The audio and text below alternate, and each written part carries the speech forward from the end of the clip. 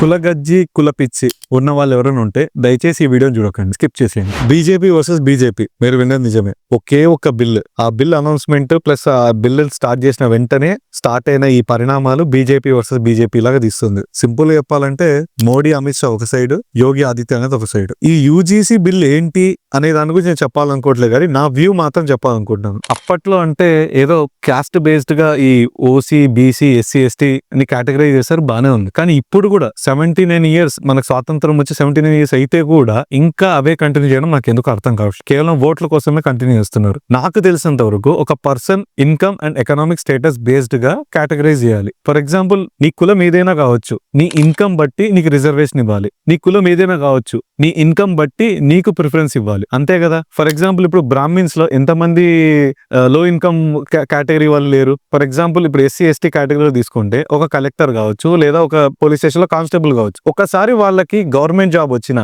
లేదా వాళ్ళ income 15 lakhs దాటినా, వాళ్ళని ఓసీ కేటగిరీలోకి టర్న్ చేయడము.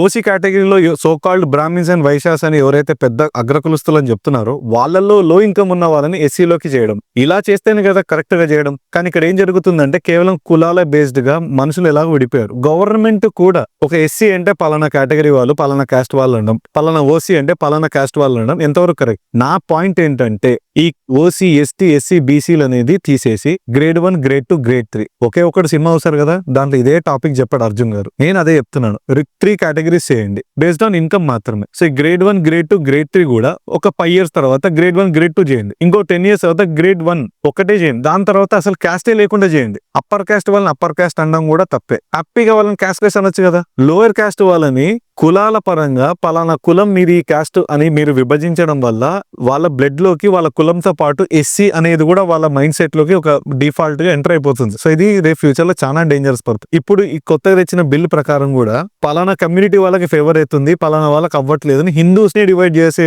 పరిస్థితికి తెస్తుంది బిల్. అందుకే ఈ బిల్ గురించి ఒక్కసారి గవర్నమెంట్ మళ్ళీ ఆలోచన చేసి స్టెప్ తీసుకుంటే మంచిది నా అభిప్రాయం.